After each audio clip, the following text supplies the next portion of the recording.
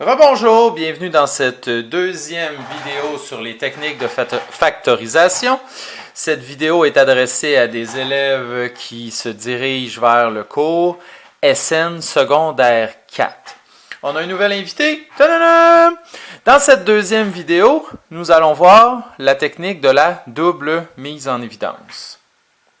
Tasser mon invité.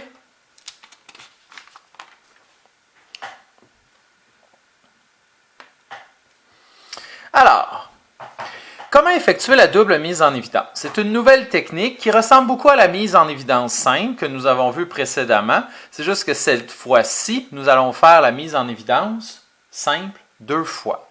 Regardez bien. Prenons un exemple de numéro qu'on connaît déjà. Un binôme multiplié par un autre binôme, comme ce que nous avons ici.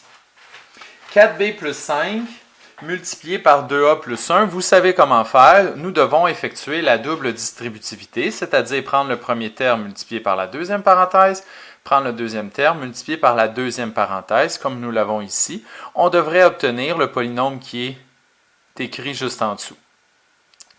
C'est important de comprendre que dans ce cas-ci, il n'y a aucun terme semblable qu'on pourrait regrouper ensemble. Donc, on va avoir une réponse finale. 4b plus 5 fois 2a plus 1 nous donne 8ab plus 4b plus 10a plus 5. Maintenant, comment pourrions-nous faire pour prendre ce polynôme et le factoriser? C'est-à-dire retrouver 8ab plus 4b plus 10a plus 5 est équivalent à quel binôme fois quel binôme? Évidemment, nous devrions retrouver les deux binômes qu'on avait au départ. Pour appliquer cette nouvelle méthode, on va avoir besoin de faire ce qu'on appelle la double mise en évidence. Pour faire la double mise en évidence, on va devoir faire la mise en évidence simple avec les deux premiers termes et une deuxième fois une mise en évidence simple avec les deux termes suivants. Regardons ce qu'on va obtenir. Avec 8 et 4, le plus grand commun diviseur est 4. Avec B et B, on va pouvoir également mettre en évidence un B. Maintenant, à l'intérieur de la parenthèse, qu'est-ce qui reste? 4 fois quoi donne 8? Il manque 2. A, parce que A fois B va donner AB. 4B fois quoi donne 4B? Il manque 1. Donc, pour la première mise en évidence, on obtient ceci.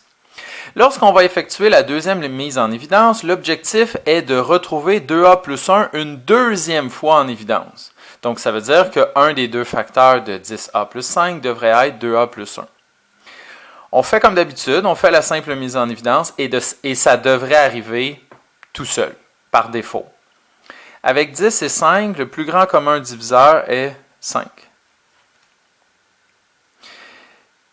On ne peut pas mettre de variable parce qu'avec le 5, il n'y a pas de variable. Donc, 5 fois quoi donne 10a? Il manque 2a. 5 fois quoi donne 5? Il manque 1. Donc, si je résume, j'ai effectué la simple mise en évidence deux fois. Regardons ce que nous avions au départ comme calcul à faire. Lorsqu'on a effectué le premier binôme par binôme, on a effectué la double distributivité et vous devriez remarquer que mes deux lignes sont équivalentes. Et une fois multipliées, on a obtenu ceci. Donc là, je suis en train de faire le chemin inverse. Je suis parti de la réponse, j'ai retrouvé la double distributivité et on sait que ceci, vu qu'on a 2a plus 1 deux fois en évidence, on peut dire que c'est équivalent à 4b plus 5 multiplié par 2a plus 1. C'est le contraire de la double distributivité. Si on peut le faire dans ce sens-là, on peut le faire dans l'autre sens aussi. Exactement ce que je viens de faire. Et j'ai effectué ce qu'on appelle une double mise en évidence. J'ai effectué deux mises en évidence. J'ai obtenu deux résultats qui m'étaient satisfaisants parce que j'avais deux fois le même facteur en évidence qui m'a permis de faire le contraire de la double distributivité pour retrouver mes deux binômes, 4b plus 5, 2a plus 1, ce à quoi je m'attendais. Un autre exemple.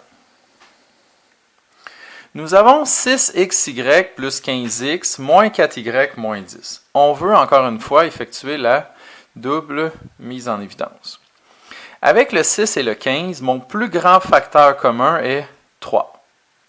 Avec x et x, je peux mettre x en évidence. Et je n'ai aucun autre facteur commun pour les deux premiers. 3x fois quoi donne ceci? Il manque y. 2y, pardon. On va effacer.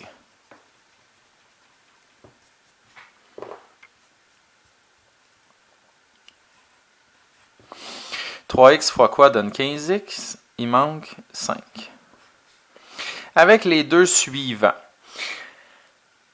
Lorsque les deux termes sont négatifs, il est possible de mettre en évidence aussi le moins. Dans ce cas-ci, vous allez voir que si je mets moins 2 en évidence, ce qui manque à moins 2 lorsque je le multiplie pour obtenir moins 4y, il manque 2y. Ce qui manque à moins 2 lorsque je le multiplie pour obtenir moins 10, il manque 5.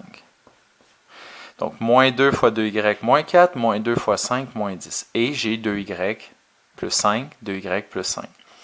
Maintenant que j'ai effectué mes deux simples mises en évidence et que j'ai obtenu deux fois le même facteur binôme entre parenthèses, je suis en mesure de dire 3x moins 2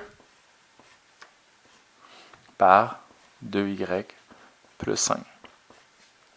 On pourrait toujours vérifier si ce binôme multiplié par ce binôme en faisant la double distributivité donnait bien ceci en faisant le calcul à la main. Dernier exemple.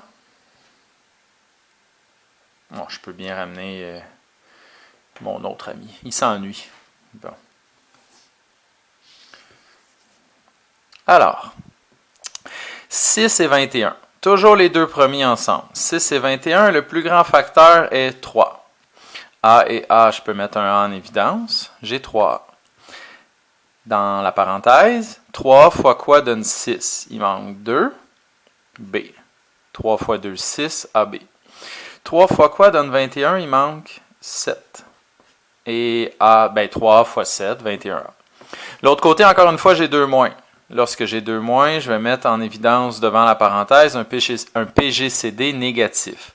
Avec 20 et 70, mon plus grand diviseur commun est 10. Je n'ai pas de variable dans le deuxième. Nécessairement, je ne pourrais pas avoir de variable en évidence devant. Ici, il manque 2b. Moins 10 fois 2, ça donne moins 20b. Et à 70, qu'est-ce qui manque? Ou plutôt, à 10, qu'est-ce qui manque lorsque je multiplie pour obtenir moins 70? Il manque 7. Et j'ai 2b plus 7, 2b plus 7.